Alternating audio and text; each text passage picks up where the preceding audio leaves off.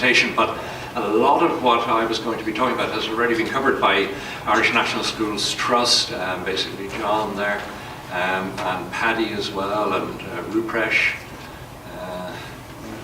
But I just want to pick up on some of the things. Okay.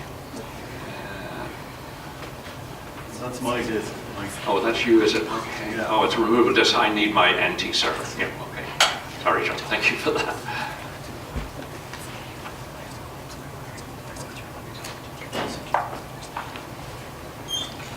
So I'm just going to pick up on some of the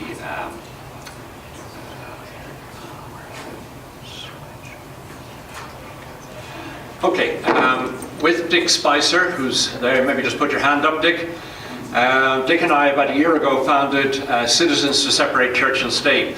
So I'm going to be speaking from a Citizens to Separate Church and State perspective here today.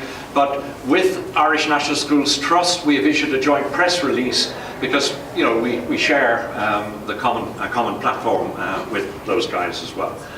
And that press release will be up on our websites later on today, so you'll be able to read the press release along with a briefing document within the next couple of days, okay?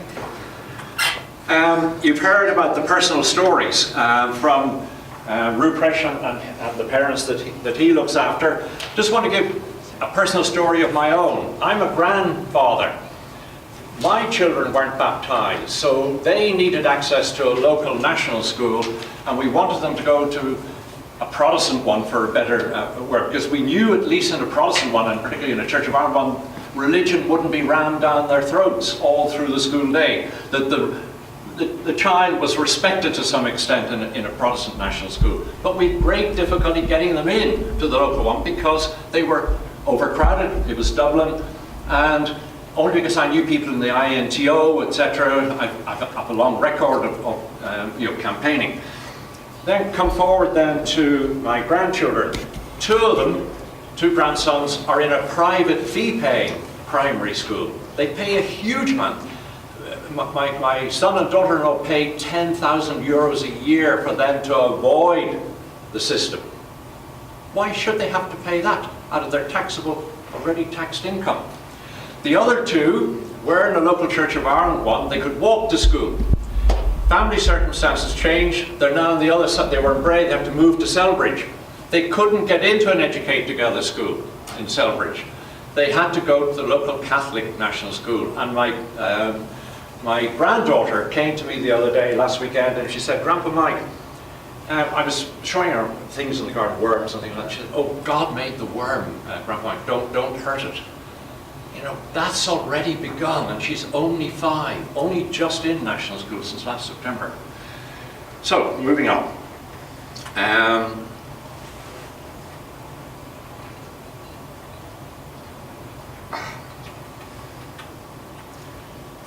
Okay, just to remind people, our Constitution trumps everything. It trumps legislation, it trumps rules, it trumps regulations, and the state, i.e. the Department of Education, has to abide by the Constitution when it's looking after our education system. It also has to abide by its international treaty obligations as a state party, and Michael has referred to the session in Geneva in mid-January when Minister for Children, Dr. James Riley, led the Irish delegation. I think, Michael, you were there, or is Michael gone? No, but he was there, along with Paul Rowe.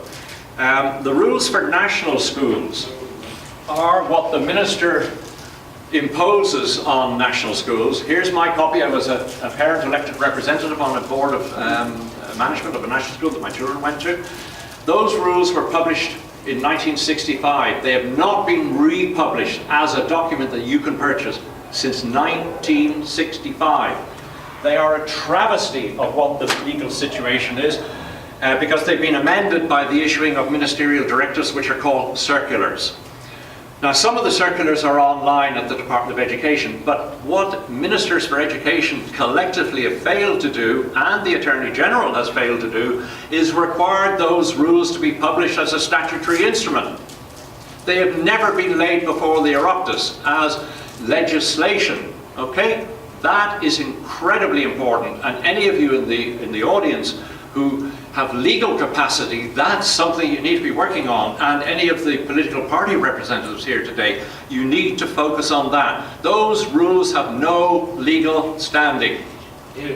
And yet the ministers purport to govern, and patrons purport to govern national schools according to those rules, as amended by circulars. And you'd need a degree in circular management to actually work out what the circulars actually apply, and which rules have gone as a result of the application of issuing of a particular. So I'm saying that the minister's been acting ultra vires in purporting that these rules govern our national schools. And the other issue that we have to deal with, and others have dealt with, is Roman Catholic schools, without exception, mix the period of religious instruction, faith formation, all through the entire school day. So that has to be dealt with. And that's contrary to Article 44.2.4 of our Constitution. The Constitution trumps everything: rules, practices, regulations, etc. So, Article 44.24, other people have referred to, but what I want to focus you on is the highlighted area. So in other words, in operating a publicly funded school, under whatever management, it must be such as to not affect prejudicially the right of any child to attend a school receiving public money without attending religious instruction at that school. In other words, that's a constitutional right of the child not to receive any of it, if that's the parental wish. Therefore, you can't leave that just to the Constitution, because you need statutory instruments, you need primary acts that will give effect to that. Otherwise, how is the affected parent or the child able to challenge it if there is no legislation to give effect to that in practice? That's missing. So what does prejudicially mean? It means without causing any prejudice to that child, without causing any detriment, and without causing any damage, emotional damage to that child. That's from the Oxford English Dictionary definition. So whatever arrangements a school makes as the patron and the board of management, it's got to not pick out that child as being different to the other children in the class. So we've got to make sure that that is happening. So how is it to be given effect to? Well, Rule 69 in the rules for national schools, i.e. in this, and it is available as a PDF on the Department of Education and Skills website, but only because of constant pressure from John Colgan, myself, Dick Spicer, over the past 6, 7, 8 years. Finally, the Department of Education created a PDF of these and put it up on its website. Completely disgraceful it took so long. So Rule 69, which hasn't been superseded by a circular, says that no pupil shall receive or be present at any religious instruction of which his parents or guardians disapprove. You can't mix religious instruction with the rest of the curriculum so that your granddaughter comes home and says, God made the worm. And the periods, so if you look at 69, 5, the periods of formal religious instruction shall be indicated on the timetable. Every child has a right, because of that rule, that the period of religion will be formally indicated on the timetable.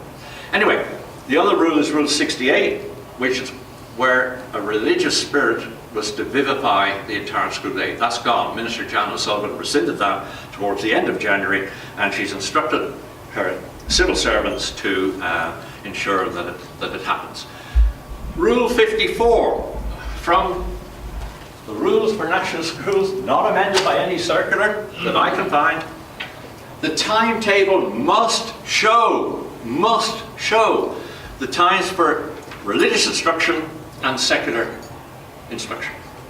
Have you seen, as John showed in one of his slides, from the Bunratty Folk Museum, the little tablet that says, period of religious instruction proceeding in this classroom, turn it over, secular instruction proceeding in this classroom.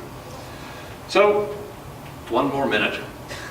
The solution, everyone has talked about a solution. The solution is just come back to the intent of the Stanley Letter, which is local schools that children can walk to.